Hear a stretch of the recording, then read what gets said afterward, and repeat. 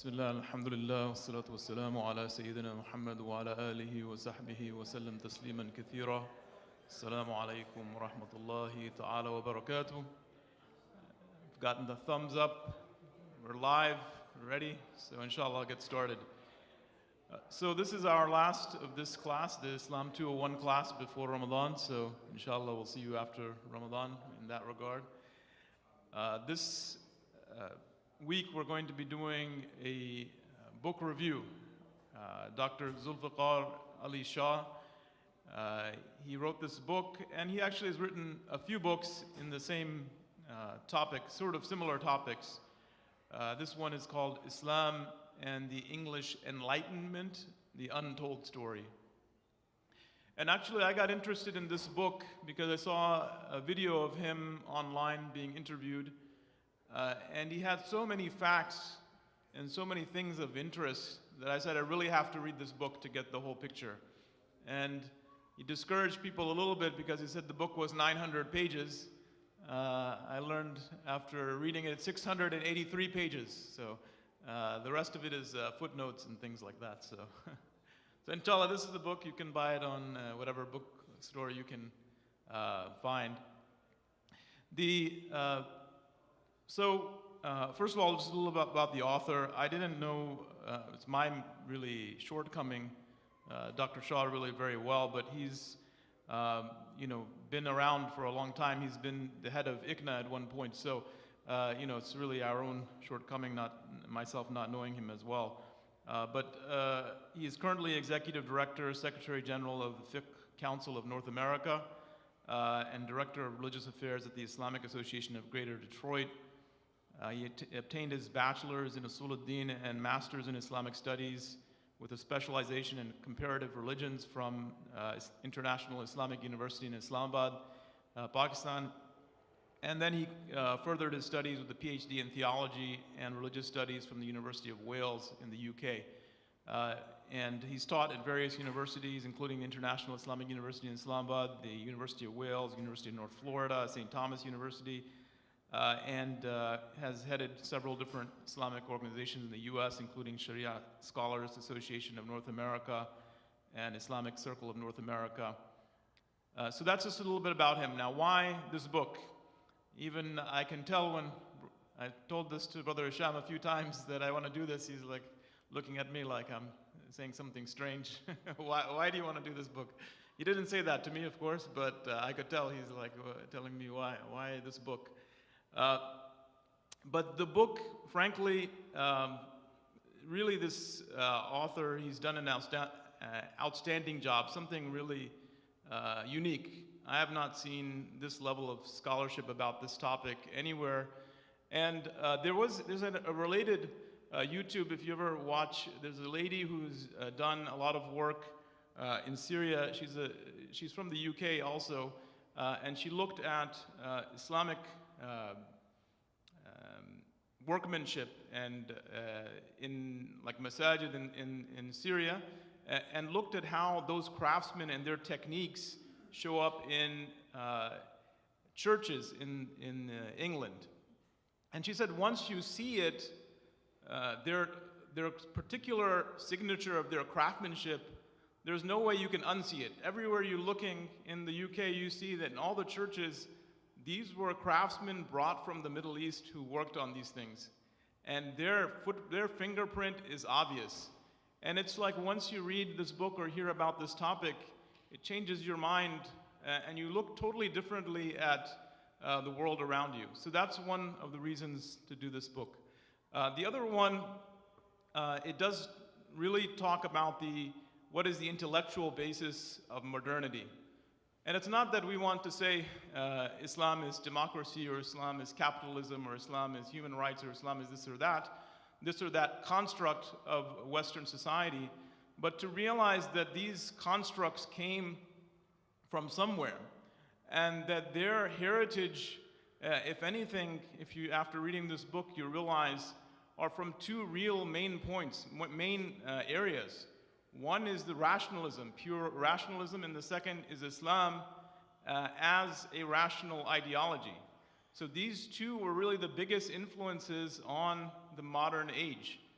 And for us, when we look at it, how we're going to engage with modernity, we need to really understand how Islam impacted and created some of these institutions that we see as something really foreign, and how we need to adapt or really renew Islam in the modern age. We can do it from a very comfortable basis because many of these things come actually influenced very largely by Islam, and not something that we need to completely view as foreign.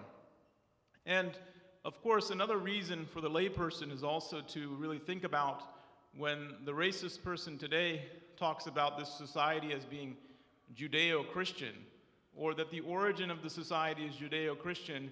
In fact, when you read this book, and it's really the footnotes and the resources of the book, you'll realize that it's not just what the author came up with, it's that it's everywhere, it's abundant. It's not like something, that's very strange. Sometimes you read an author and you say, oh, he made an argument, but that was a stretch. It was really, I didn't buy it.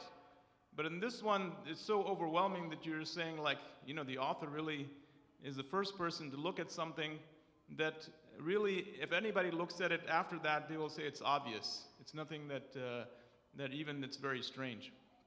So that's just a little bit of the precursor. So to get to the book, I just want to give you some dates because sometimes we're talking about the Enlightenment, think of the exact dates. But the first Latin edition of the Quran was published in 1543. So we're talking about the 1500s. Theodore Bibliander, he was a Swiss theologian, and he translated the Quran into Latin. At that time, the language of science in Europe. So the first thing that Dr. Shah really focuses on, this is chapter 1, is what is Christian ideology? In other words, and this becomes important because he's saying this is what the Christians believe, this is their ideology, this is the social and political structure that they created. And then he contrasts that to Islam, which existed at the same time, and then to this new system that came afterwards. And then you'll see that much of why his argument is that Islam really had a lot more to do with the Enlightenment than Christianity, it becomes obvious. So first thing he talks about is early Christian development. He says that when the first Christians, they had to engage with the Roman world.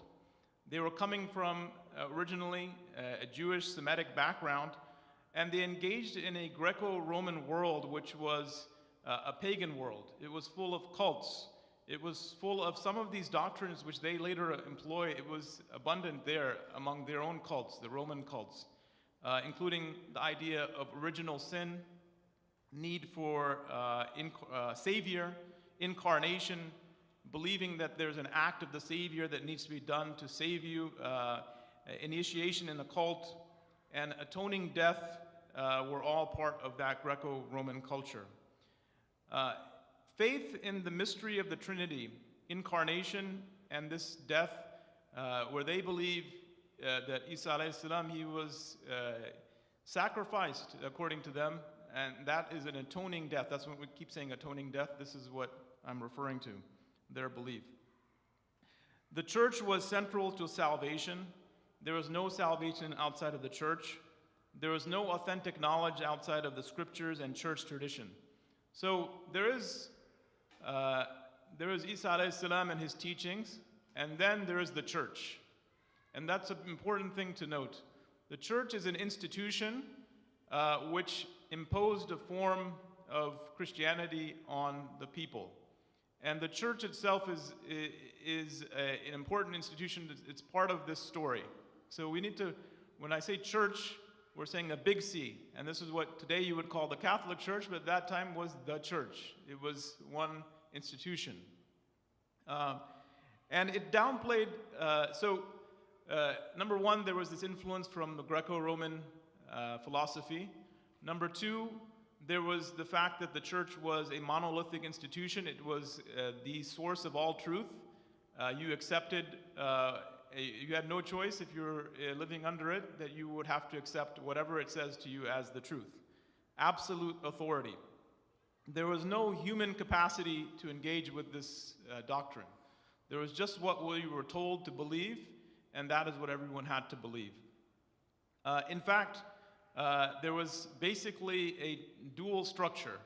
There was a church which imposes all of the religious beliefs, and then the monarch, the king, who imposes all the other things on the people. And they really ruled together. And that was the structure from then until the Enlightenment. So, this structure where you have no say in political government, and you have no say or no viewpoint that of value in religious institutions. There was no separation. Really, this was the same kind of oppression that was happening in both fields. And that is the kind of environment we find ourselves in before the Enlightenment. Just a little bit more about Christian doctrine and to kind of contrast it with Islamic doctrine. So they believed that Adam and Eve were in heaven. The serpent persuaded them to eat the forbidden fruit. God expelled them from paradise. And this is called the fall. And the fall was due to this sin that they had eaten from the forbidden fruit. And therefore, all the children of Adam after that are sinful. They're born sinful. And that as their doctrine is, that something needs to be done to fix this sin. And what was that they did? They said that God came up with a cosmic solution. He would sacrifice his son for the sake of mankind. And so that sacrifice is what cleans the sin. And so anyone who believes in this is saved, and anyone who doesn't is not. So they had this belief, so that's what we call about original sin and salvation through atoning death. And then they have the third part of it, which is the Trinity. Belief in divinity of Jesus, the God, the Son, and the Holy Spirit. And there is a term called antinomian. This is kind of a term that is used. It basically means one who takes the principle of salvation by faith and divine grace to the point of asserting that they are not bound to follow the law. I think we have sometimes, in Islam, you have people who say that they've reached yaqeen and now they don't need to pray anymore. This is kind of an antinomian belief. And so the church itself has always struggled with this problem because essentially they didn't know what to do with the Jewish law, what they call Mosaic law. Mosaic law was some parts, sects of Christianity said to follow it entirely. Some said to, get rid of it entirely. And that the only thing that matters is this divine grace. And so, on balance, Christians in general are more antinomian.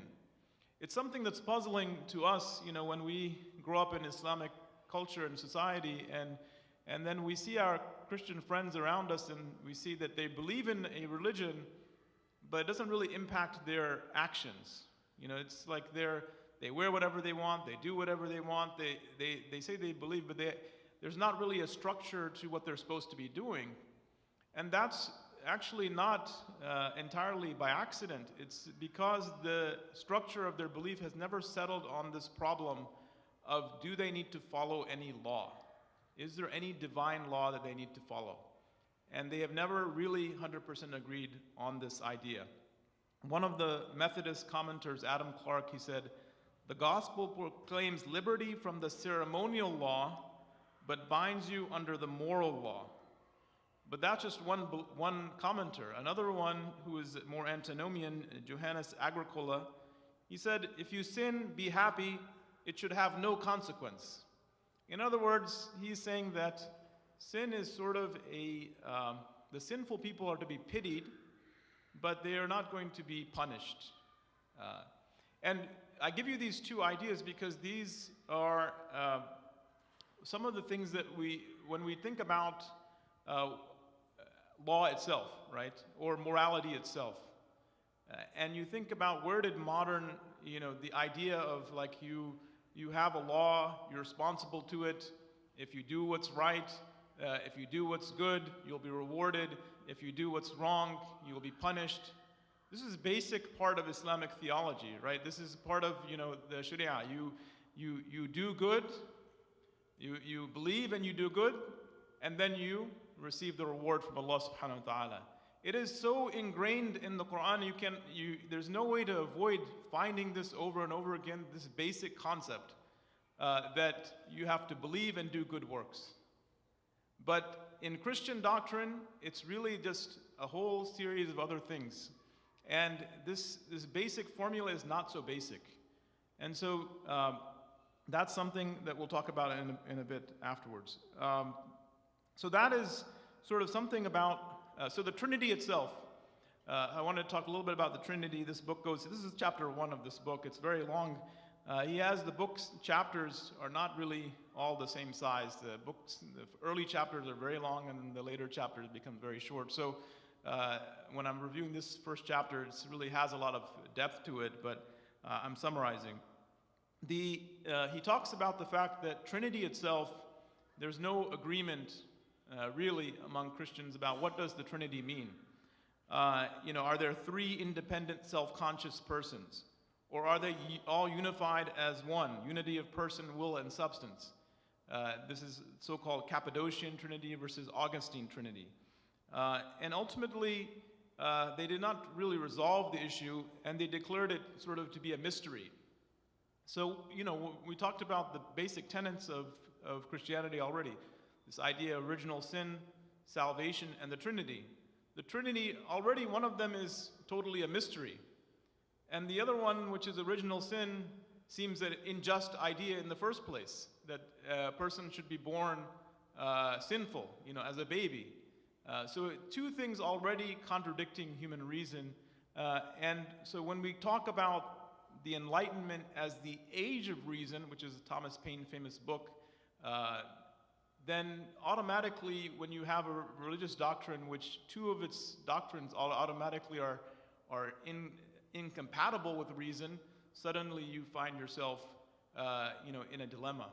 And you see that, as the book talks about, that when they had to have the intellectual and scientific revolution, it was preceded by a theological revolution. And they had to actually reject these ideas in order for themselves to actually progress. So that's a little bit about the church viewpoint. There's also the idea of persecution. St. Augustine, we have a college down the road, St. Augustine College. St. Augustine is what they call one of the church fathers. They use this term in Christianity as the intellectual giants who were basically in the beginning parts of Christianity. They defined the theology, and they're called the church fathers. And they're different ages and but in the first really 3 or 4 generations of Christianity, these are the church fathers, and one of them is St. Augustine. And he's really one of their intellectual giants. But one important part of Augustine is that he is the first person who wrote in detail about the necessity for persecution. So we already talked about the fact that some of these doctrines are irrational, there's a lot of debate, there's a lot of sects, there's a lot of difference of opinion, and now St. Augustine is saying that we're justified to persecute these people. So not only do you have these doctrines which not everybody agrees on, but now the church with the big C, which is the institution, is saying we have a right to persecute everyone who doesn't agree with what we say.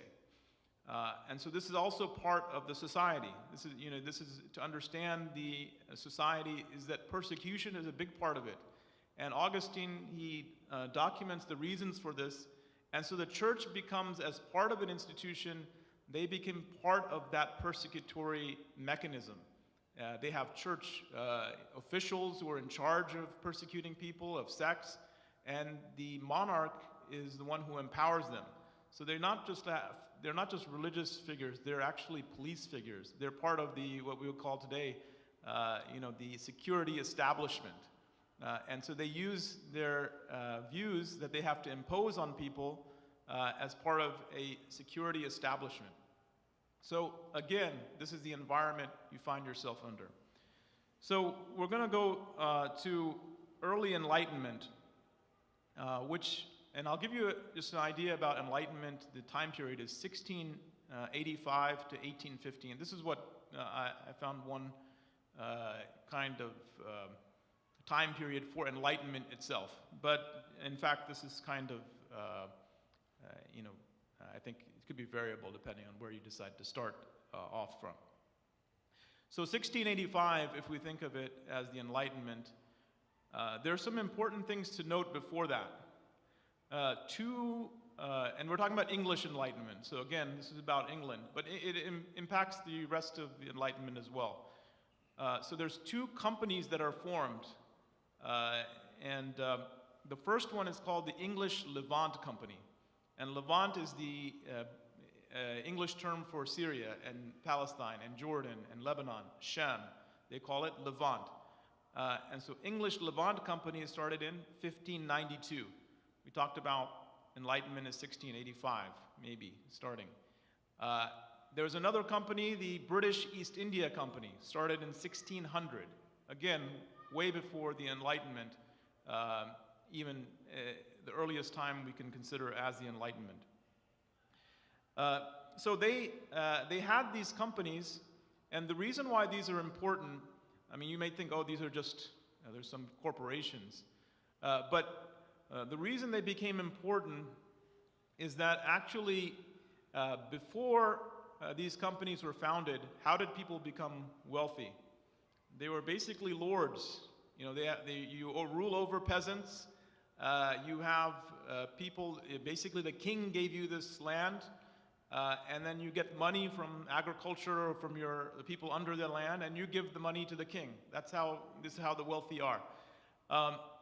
But in this new era of trade and commerce, when they established these two companies, many people became extraordinarily wealthy who went over to Levant and to India. The Levant was first, and the Levant also, frankly, includes Istanbul. So they're not only going to Sham, but they're also going to Istanbul, and that is the original kind of establishment of a shipping company. These people who become extraordinarily wealthy, they not only become like they're a new source of reform or revolution, because suddenly you have people with a lot of influence, a lot of money, and they have spent years in Muslim lands, in the Middle East, what we call today, and in India, which was at that time under Muslim control, the Mughals. They spent years and years in these environments. So that is something which is often downplayed. In fact, we think of, one of the other reasons I wanted to do this book review was, we often think of the impact of Islam on the West, and they give a few examples of certain scholars like Ibn Sina and Ibn Rushd, and certain one or two kind of scientific advancements, and this is what we learn about Islam's impact on Europe. But in fact, they spent decades in the Muslim world, and nobody talks about what really was that impact. And that's one of the real contributions of Dr. Shah in this book about that impact. So anyway, we compare and contrast Christianity, right? So he compares them. He said Islam insists about human equality, universal human dignity, rights of life, property, privacy, family, religion, socioeconomic freedoms as God-given rights and independent of church and state.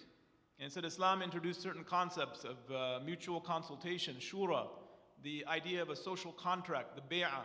When you give the oath of allegiance to the ruler, that's a contract between the ruled and the ruler. And so this idea of that relationship is not a divine relationship, because in Europe, the monarch is the church are working together. They said that ruler is a divine ruler because the church is giving them the power. There's no contract really, but in Islam there's a contract that you're giving your oath to the ruler, and he is agreeing to establish Islam, and there's a basic contract that exists there. And then the accountability for the rulers was different. There's no accountability for the monarch, But in the Islamic system, there's always been a system of accountability for the ruler if he doesn't apply Islam and what needs to be done. Even going back to the earliest times, this was debated. So these concepts, if you think of them, which one looks more like modernity, it becomes obvious that Islamic system looks more like the system we have today compared to that Christian system that existed before the Enlightenment. That's just obvious on the facts. Now, how do we get there? So it became obvious to other people as well. In fact, one of these thinkers, John Draper was an English scientist. He came to America. He founded the New York University School of Medicine. So he was a physician. He also he pioneered portrait photography, this kind of technique of portrait photography. He was also the first president of the American Chemical Society. So, at that time, people had many different, interests. And so he was one of the big intellectuals. And he calls Islam the first or Southern Reformation, meaning he thinks of Islam as a reformation of Christianity. And in fact, before I should have started with this, you see the early writings from Christians about Islam were all universally negative. They were talked about Islam as anti-Christian, idolaters, Muslims were brutes, the Quran was absurd, and so on and so forth. They basically, when the Prophet ﷺ came with Islam, the earliest Christians' interaction with them and the church's declaration about Islam were like this. These were all the types of things, and that continued until the Enlightenment. And you see in the Enlightenment era, suddenly a different view of Islam is widespread. And it starts in many different ways, but John Draper is one example of that. He calls Islam the first or Southern Reformation. Suddenly, they're talking about Islam as that the Prophet Muhammad ﷺ was a wise lawgiver, and that he was misunderstood, and that he was falsely portrayed as anti-Christian. And in fact, he was just trying to reform Christians.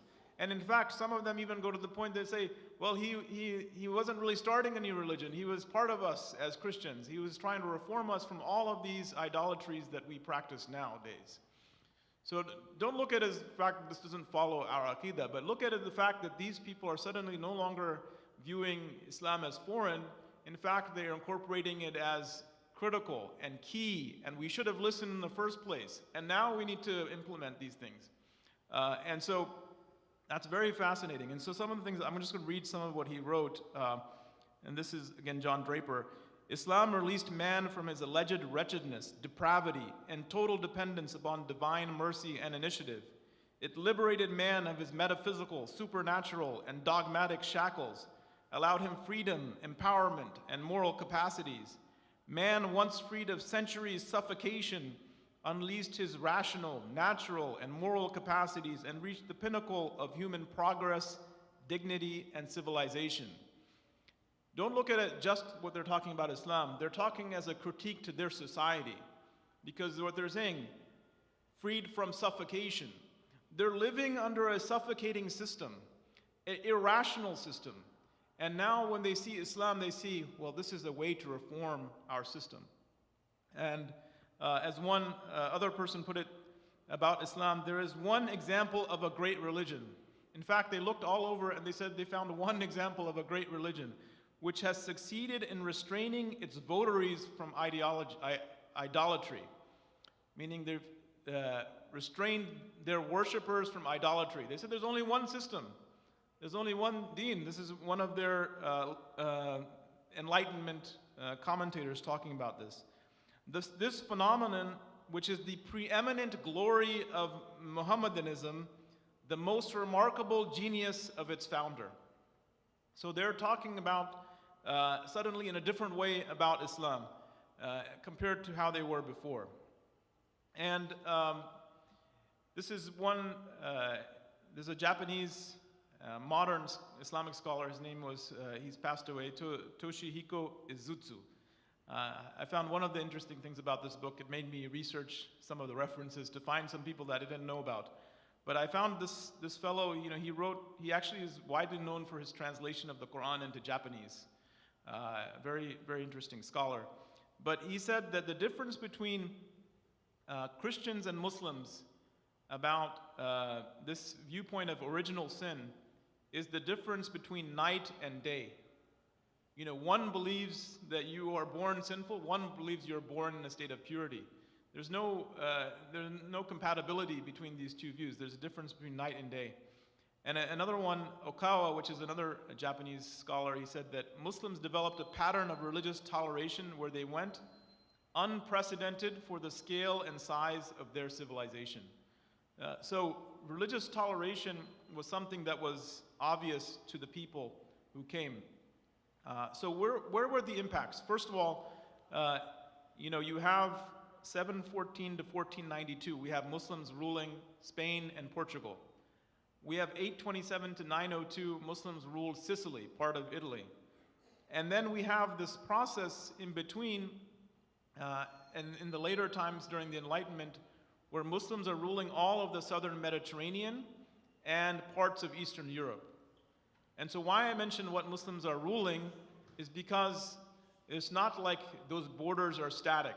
There's a constant back and forth that's going on between commerce, between ships, between people getting captured.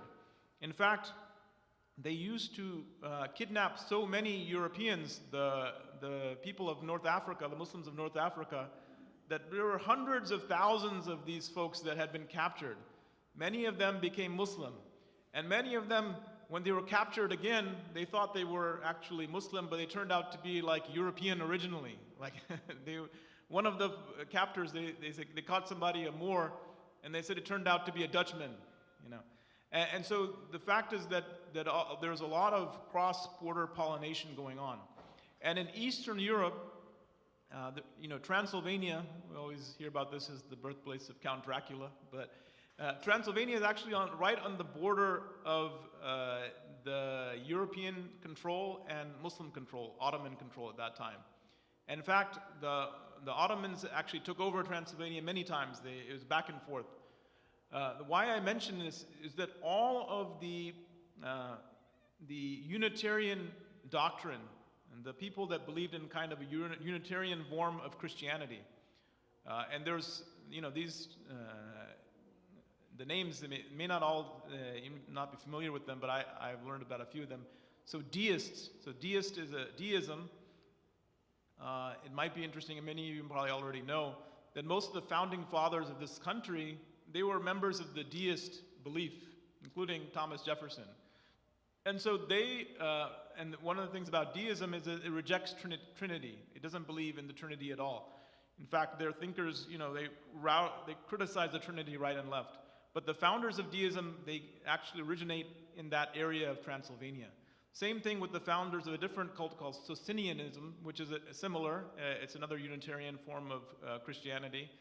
Unitarianism, and another form of believing in one God in Christianity and rejecting the Trinity.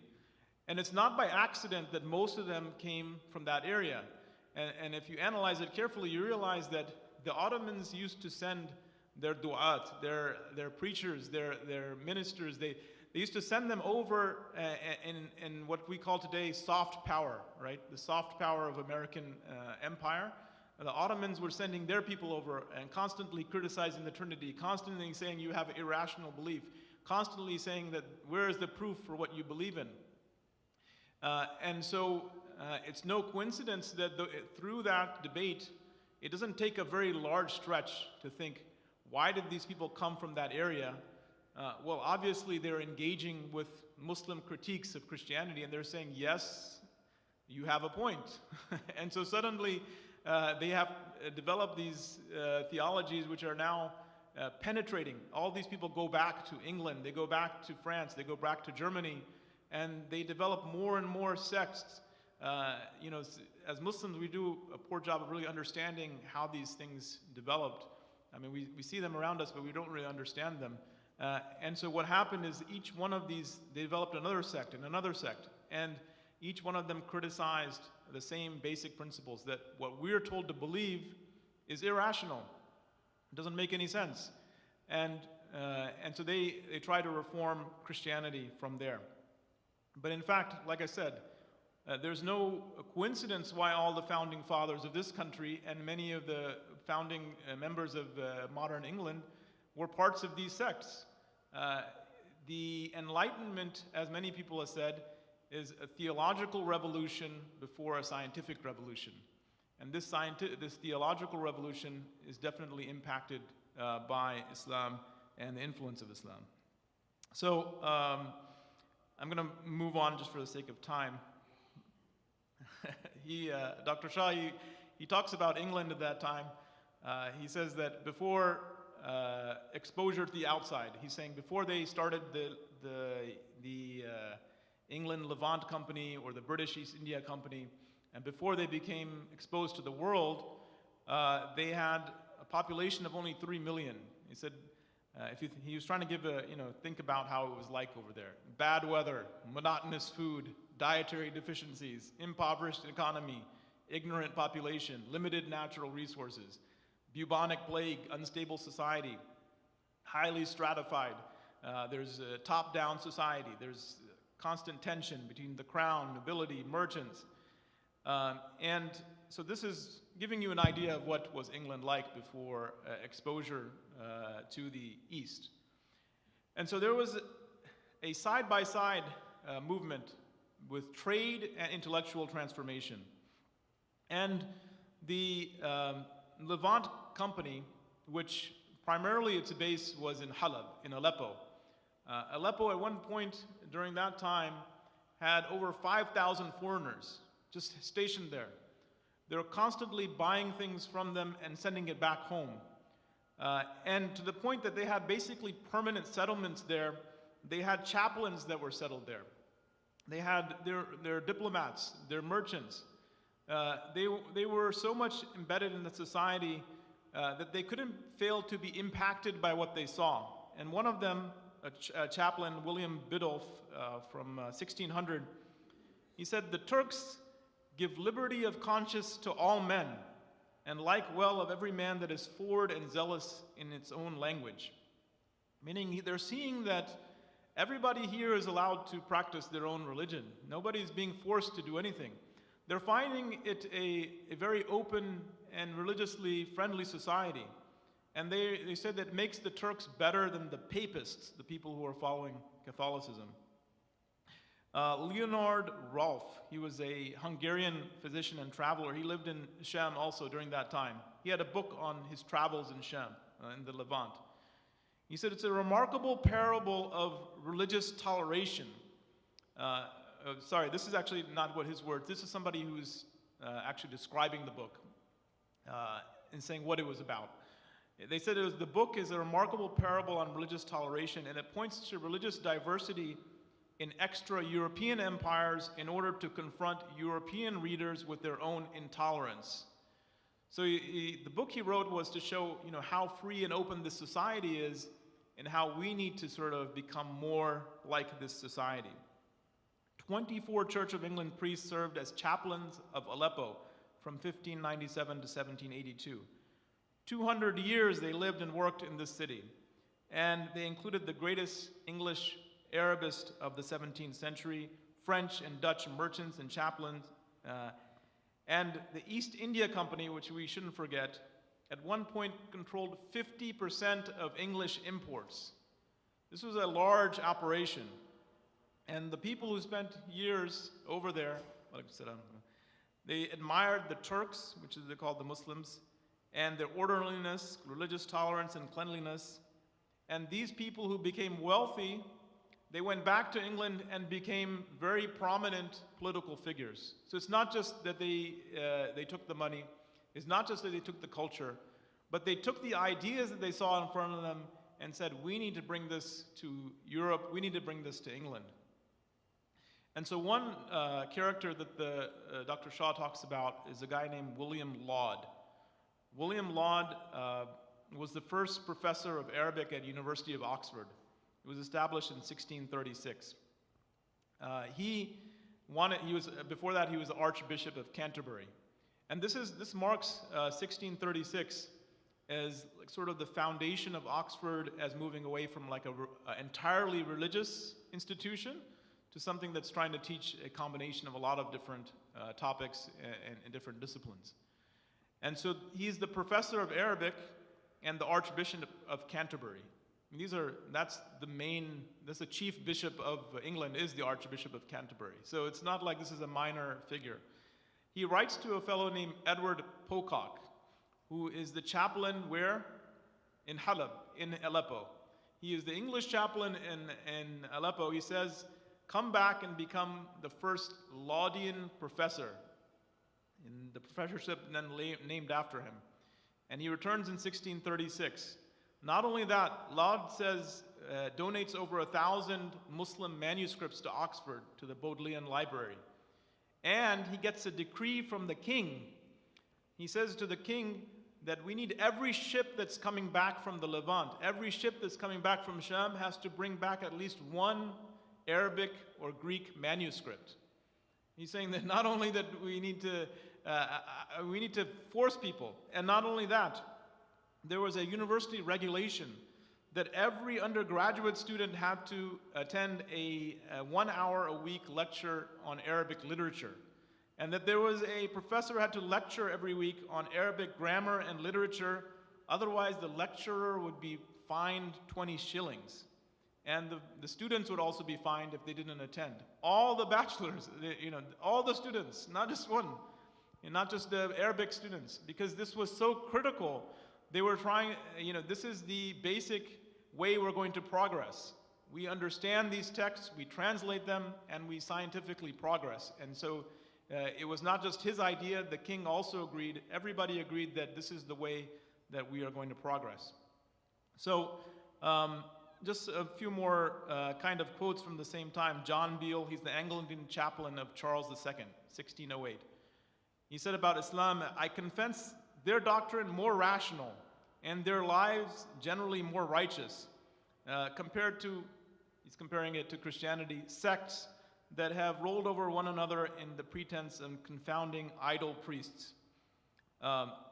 And he wrote very positive things, this chaplain, about Islam. He said, somebody wrote, I'm not familiar with any other 17th century thinker drawing such a positive relationship between the religion of the patriarchs and Islam.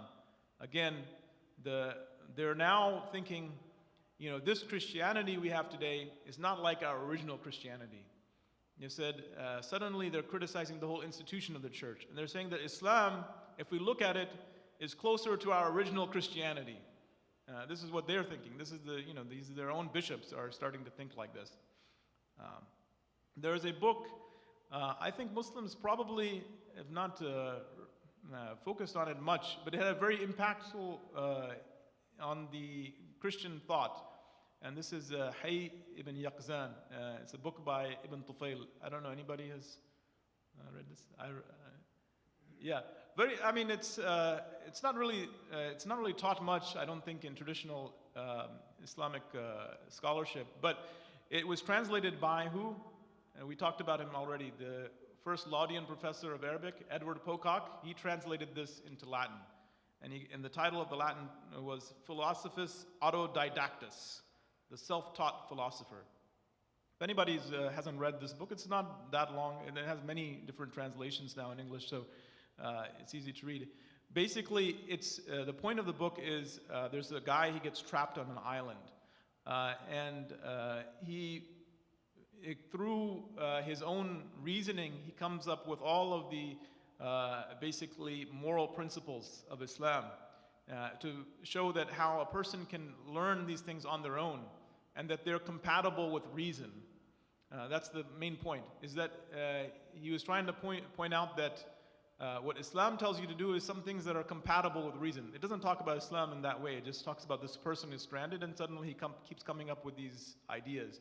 And they all become very conformative with what Islam teaches. And so the idea is that a person can rationally come up with some moral principles. And in fact, this appealed very strongly to a particular sect of Christianity, but really all of them, because This book became very widely circulated. It was like a bestseller, New York Times bestseller. It was bestseller all over the place. Everybody wanted to read this book because it suddenly said, we don't need the church to come up with doctrines. In fact, we should be able to. Moral principles should be rational. This was the basic thing people took from it.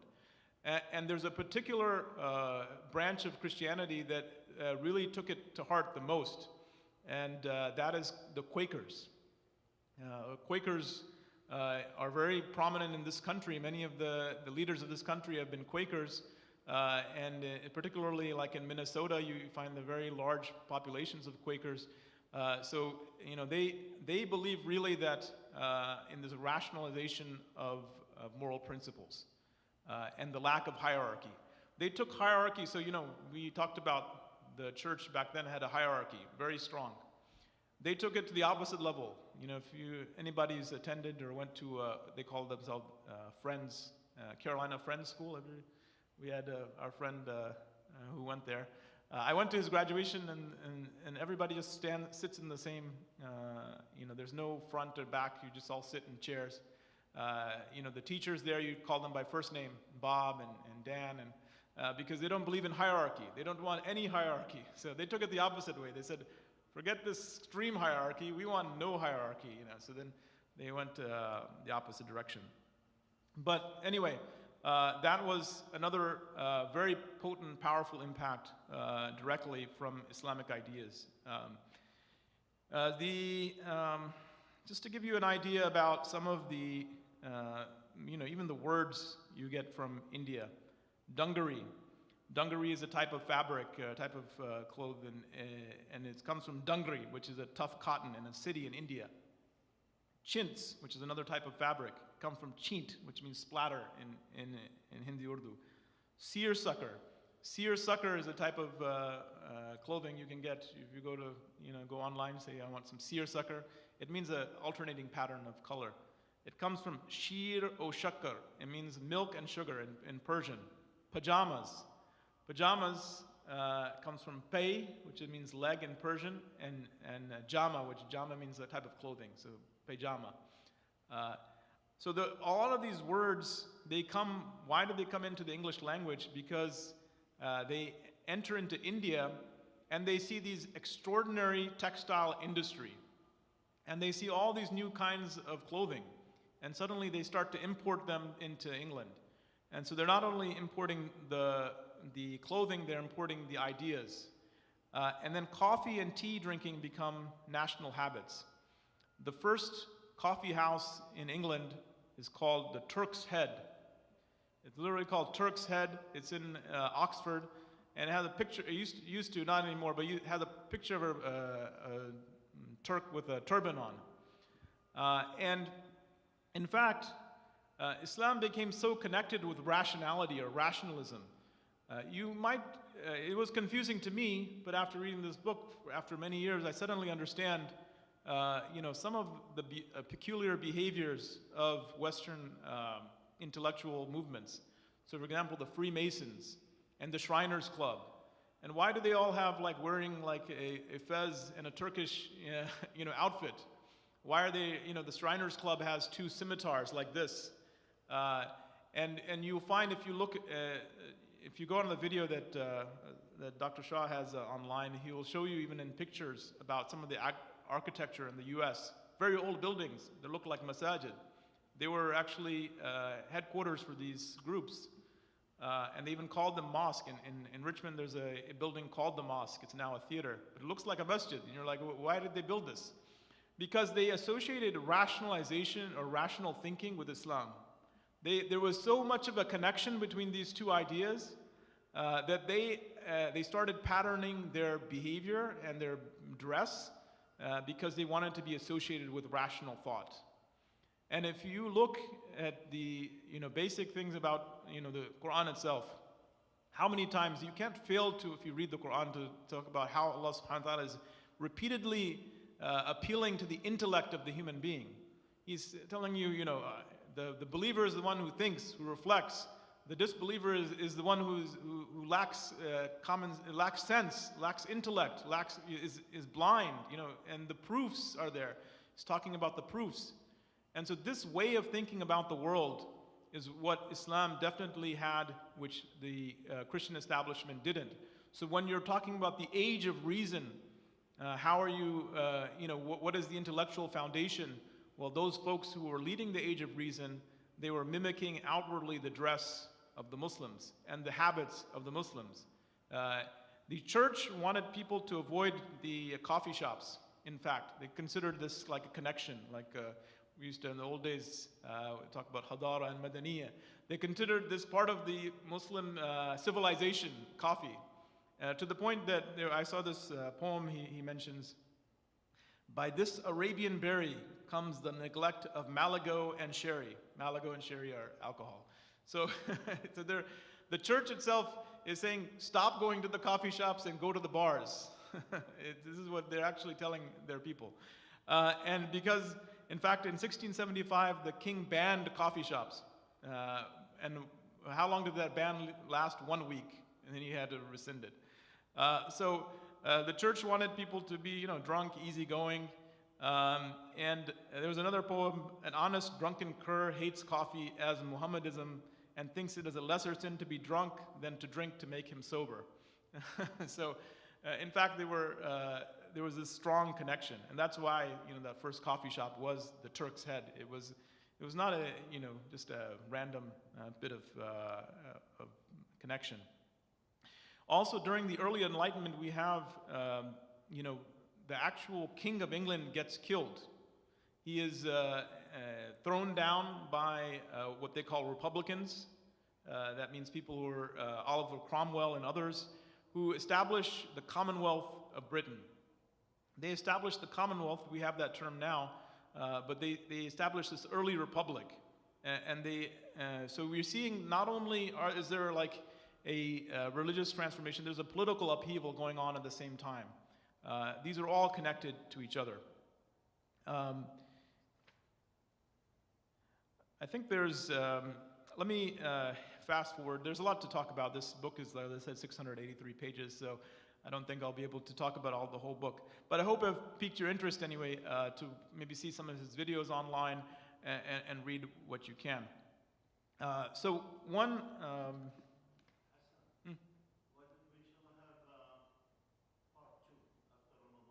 Okay. Yeah, I was gonna. It's up to you. Yeah. Well, let's see. Question, comments, or you want me to go on for 5 more minutes? Then question, comments. Let me. There's one part I just wanted to finish, and then we can stop there. So there's a fellow named Henry Stubb. Henry Stubb is exact contemporary of John Locke. And John Locke is the father of liberalism. He is considered the prophet of American and French Revolution. He's not a minor figure. He's a philosopher of the entire revolution, the entire thought of American thought. Him and Henry Stubb, they went to the exact same school, Westminster School. They went to the exact same college, Christ Church College. And they were both whose students? Edward Pocock. Edward Pocock, we talked about him already. He was that Arabic professor. He not only were they students of his, they both worked for the first Earl of Shaftesbury. They worked very closely together. So these are not like people who are strangers. They basically went to school together for their entire lives, and they worked together almost for their entire lives. Henry Stubb, he wrote a book, The Rise and Progress of Mohammedanism and a Vindication of Him and His Religion from the Calumnies of the Christians. He's saying that we need to vindicate Muhammad ﷺ from the lies that the Christians told about him. This is Henry Stubb. And this is the same idea which you find in a lot of what the Christians of that time, who were deists, Unitarian, Socialism, the people that became the founding fathers of this country, they were no longer viewing Islam like the old way. They were saying that this is a rational way of looking at life, and we need to, critique the people that were against Islam in the first place. And I'll stop it there. But Stubb, in this book, he says about Muhammad ﷺ, he was the wisest legislator that ever was. And so this is, just to give you, on the one hand, when we started this conversation, the church said that Islam and Muhammad sallallahu alaihi wasallam is the most vile things. We're getting to the leaders of the Enlightenment and the revolutions. They're suddenly saying Muhammad sallallahu alaihi wasallam is the wisest legislator. Islam is the most rational religion, and that everything was said about it was lies. And so I'm going to stop it there, but see if we have any questions.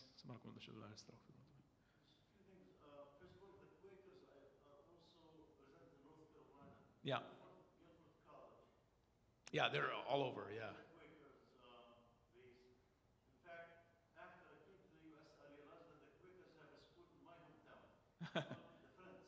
Friends, yeah, anything with Friends is Quaker school.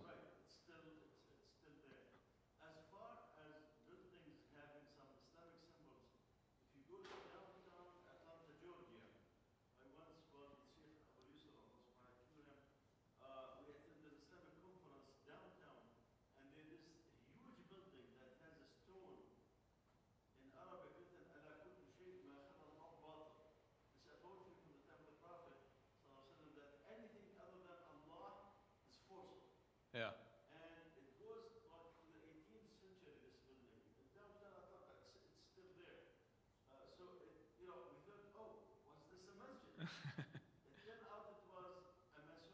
Masonic temple, yeah.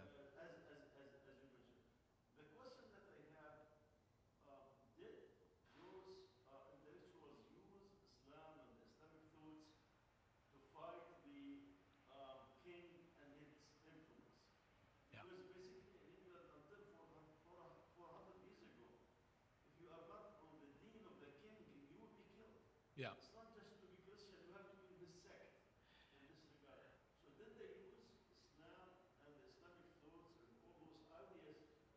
Yeah.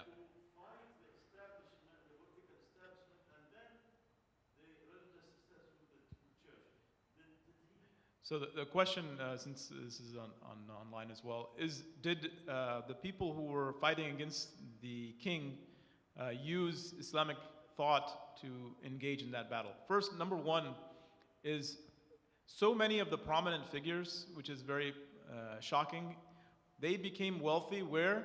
In the Levant. They became extraordinarily wealthy in the Levant, and that is what was the basis of their political power, in fact. So not only were they, there for years, they were influenced by the ideas. That is how they became powerful. And then we're talking about this time, the King of England is actually overthrown and killed. This is in their lifetime. So suddenly, everything is possible. They're saying, it's a flurry of activity. There's all these people, you can't shut them up. They've learned about this other society, and they're definitely writing, these are some writings that they were engaged in. These writings are not for Muslims. They're not praising the Prophet ﷺ for Muslims. They're praising him because they're critical of their society, and they're trying to say that this form of Christianity is not something we have to believe in. And we already talked about that the church and the king are together. So if you're fighting against the church, you're fighting against the king. And so they're using these principles of Islam against, that are talking about rational thought, and that your religion should be rational. That's why we talk Hayy ibn Yaqzan. Even without a scripture, you can come up with rational morality. And on the other hand, the church is telling them, don't worry about reason, you follow what we say. So you see they're using Islam definitely in their arguments, and they're using it very eloquently, and they're gaining a lot of traction. And in fact, to the point, like I said, the king was overthrown. He was literally killed, actually. So that is, it's not just a theoretical at that point. It's becoming very practical. And then these folks then end up in America. And there's another book about American, he's written about America as well, but I think, you get the point from this book. But, and then,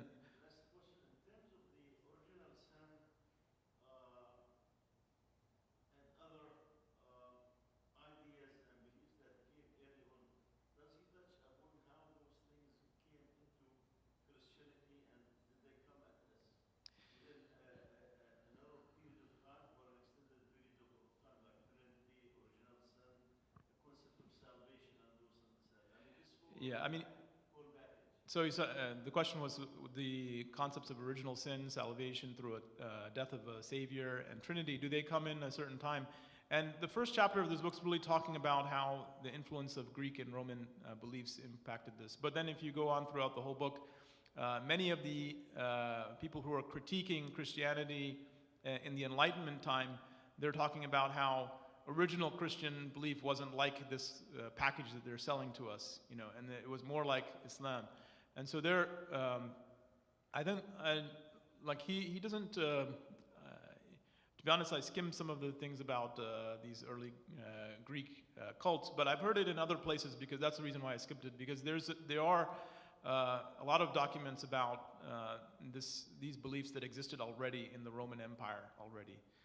And so it's very easy to make that connection. I mean, this connection has been made many times. It's not something spurious or something weak intellectually. It's very clearly documented that these kinds of beliefs were very already prevalent in Roman society, and that it's very easy to make that connection, that in order to get people who are not Christian to become Christian, you import certain beliefs that they have, and you make this ideology in a way that makes sense for them, so you create a bridge for them to become Christian, and also you reinforce the ruler who's already ruling. So that's how this Christianity spread, because suddenly the Roman ruler took and take it as a state religion. So now it became imposed on people. So there was a synthesis of Christian belief and Roman belief that happened for sure.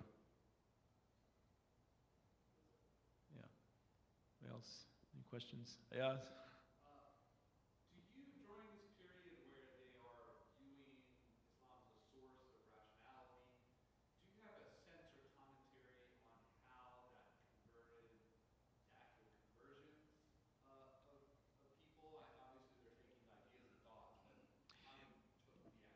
Yeah, I mean, this is a very confusing thing, because many of the people, even Stubb, some people said he became Muslim, but nobody openly said they became Muslim, like that lived inside of American and English societies, and that's for obvious reason. You know, these are political figures. These are not just like random people. These are people who are head of these political revolutions. They're head of colleges. They're head of, I mean, they're like basically pillars of society. And so it's hard to picture somebody in that society who's going to lose everything, you know, wealth-wise, position-wise, to suddenly become Muslim.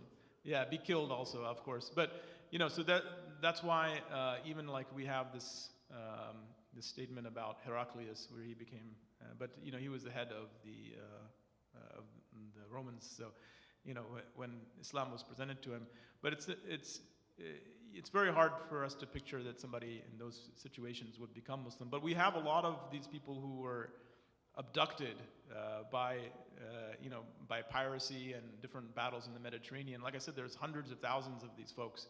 In fact, all over North Africa, you will find some people descendant from these Dutch or English or Spanish or folks that settled in North Africa.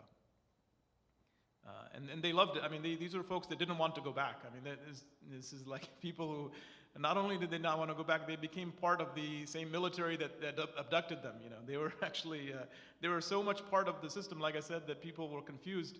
Are these Muslims or not? And suddenly they found many of them are like Dutch or German or English. You know, so it was, they became so integrated that really that nobody would become that integrated, you know, in that kind of system unless they really truly bought into it. So it's after 9 o'clock, so we're going to end there, but we'll hopefully, inshallah, do a part 2 if necessary, if interested. سبحانك اللهم وبحمدك نشهد ان لا اله الا انت نستغفرك ونتوب اليك وصلى على سيدنا محمد